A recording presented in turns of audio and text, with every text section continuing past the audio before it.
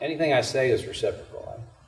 So as an employer, you certainly aren't going to give everybody your client list and say, here, have at it. No restrictions on use, right? And certainly you don't want to educate somebody and there's a big personal capitalization expense to each individual you hire. You don't want to have them after 2 years, they finally get it and they take off and start competing with your training in hand. So, it's always this balance, okay? And then same thing with the anti-solicitation is just a kind of a step down from the absolute covenant not to compete at all. Covenant not to compete, you can't be in the business. Of course, restriction, it means if you have 100 clients from me, you better go find new ones, but we'll compete for the other 10,000 out there, but you can't touch my 100 that you worked on their accounts, for example, and create relationships on my nickel. So that's a no solicitation.